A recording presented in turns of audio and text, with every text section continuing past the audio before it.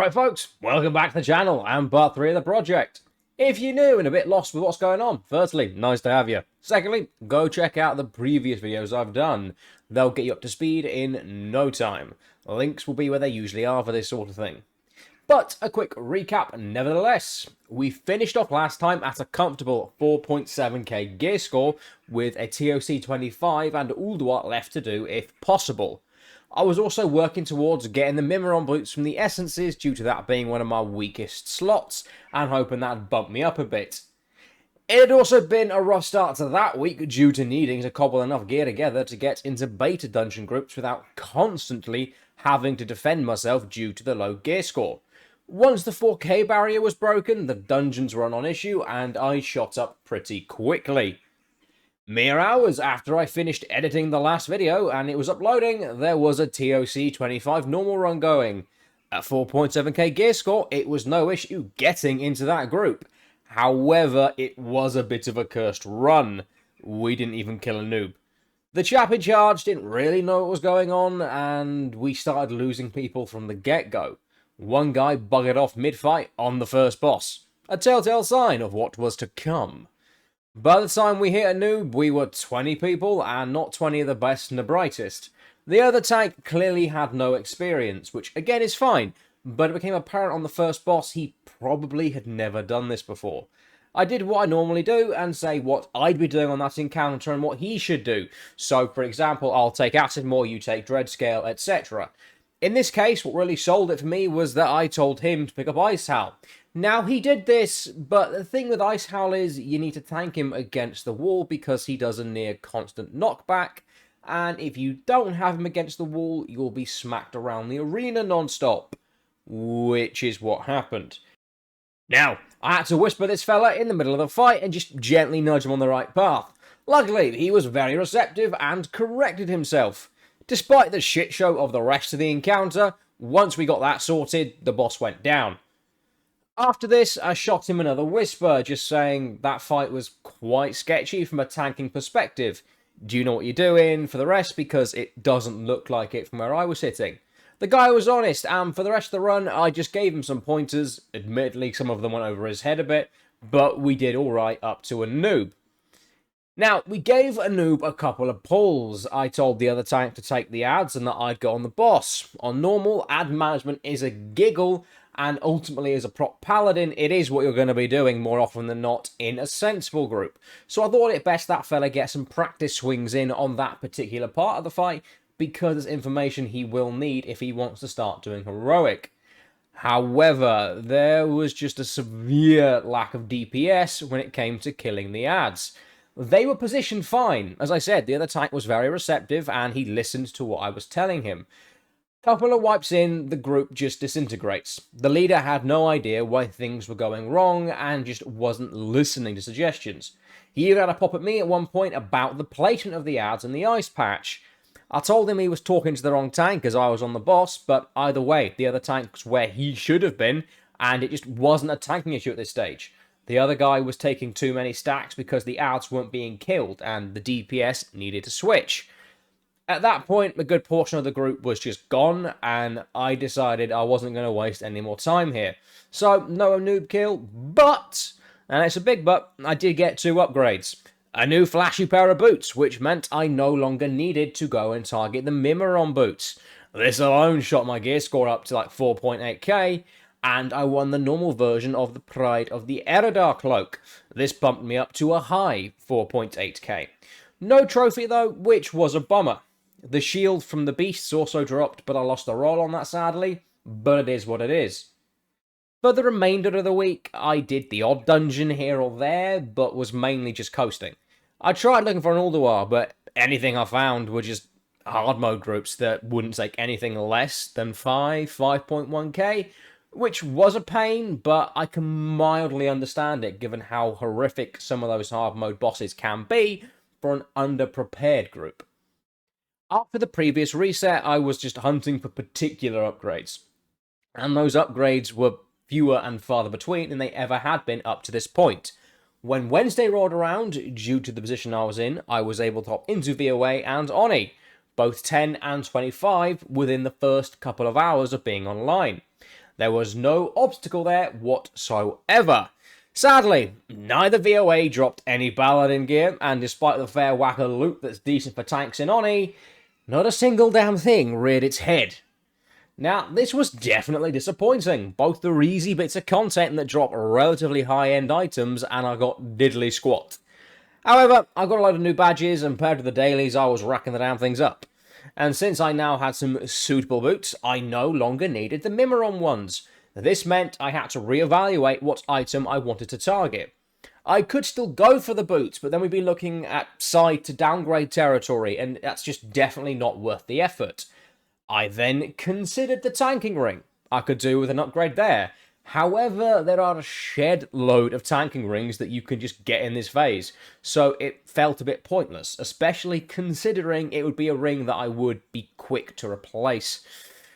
So, I settled on the shield. Definitely a good item, big upgrade for me, and probably not something I'll look to replace until I can get the heroic shield from Beasts of Northrend.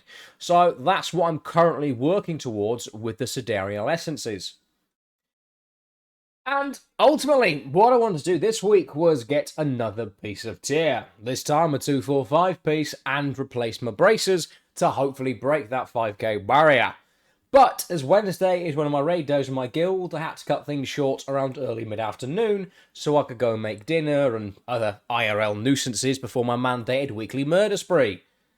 Later that night though, I came across a chap putting together a TOC 25 normal, and luckily there are a pair of bracers that drop in 25, and I thought I might even get lucky and get my hands on a trophy for that tier. And thankfully, it was a much better run. The fella in charge of things seemed to have his head screwed on, and we smashed it in 45 minutes. Now, something you should note here, particularly in a soft reserve situation, which on my server is the predominant form of loot distribution in pugs. Check out your competition.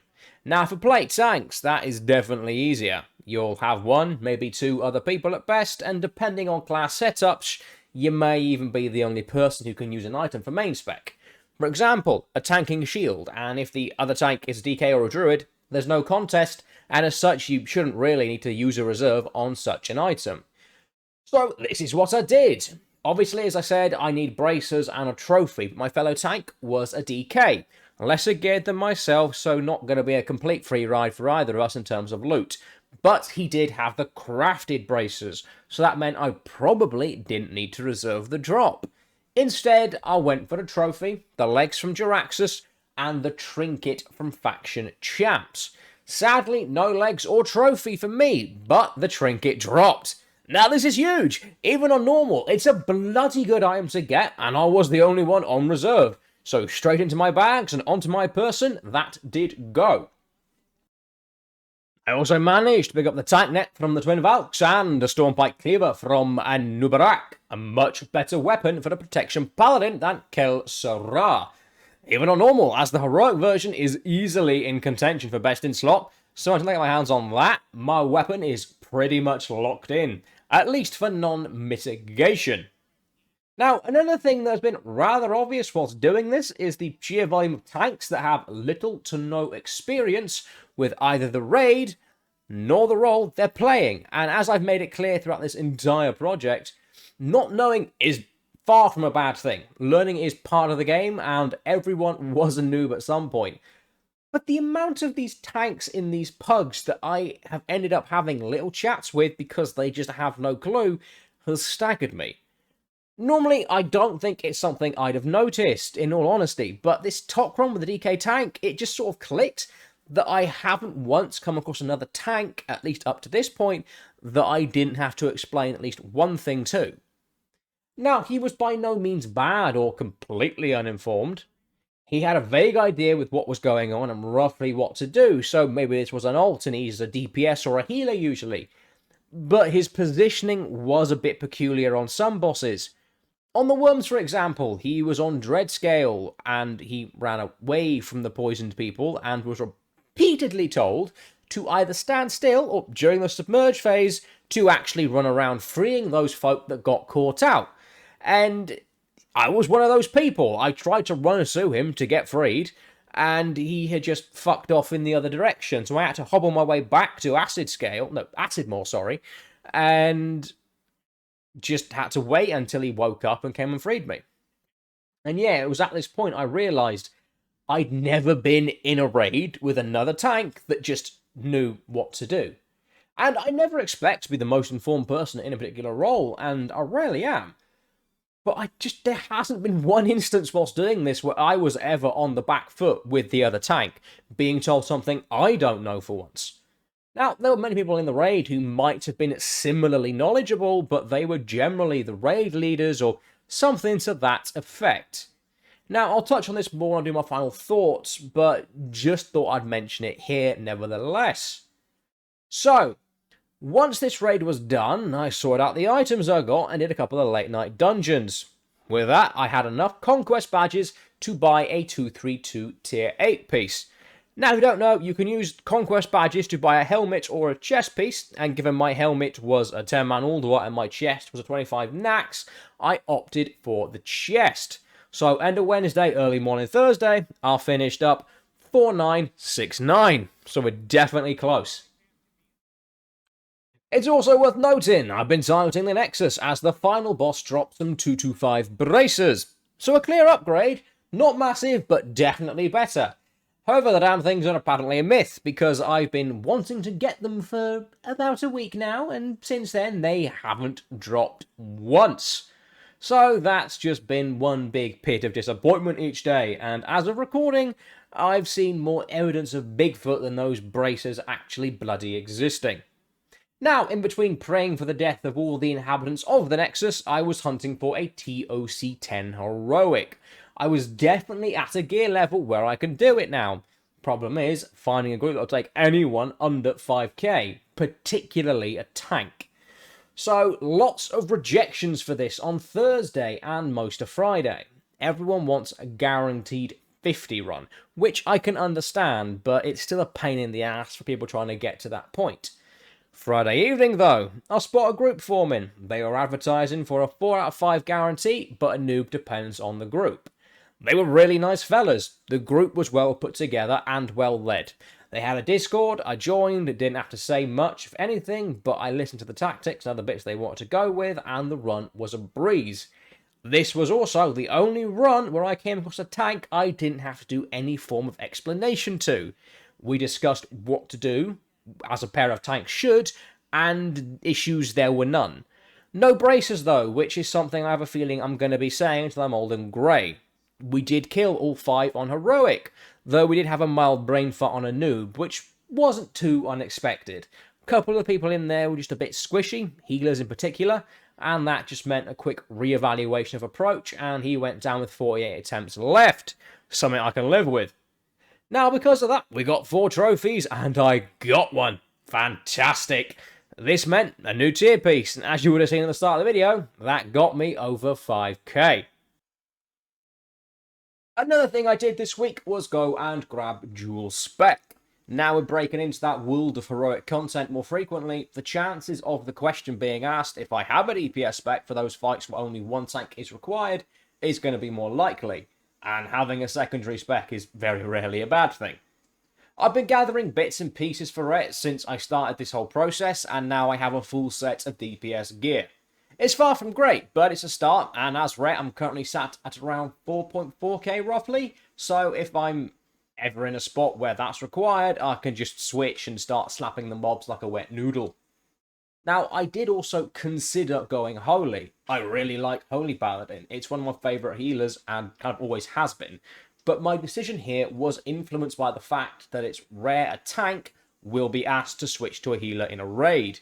More often than not, you'll want an off-tank DPSing the easy fights and gluing a shield on when required, so it's a better bet to go Ret. So, there we are. The goals I set out with have been completed. However, I'm not ending things here just yet. I'm going to give it one more reset. I want to see if people's attitudes towards the character change now he's 5k. And if it is in fact easier for me to get into 10 heroics next week, maybe even a 25 with 3, maybe 4 bosses on heroic. just to ultimately confirm if whether or not that 5k marker is what does the trick.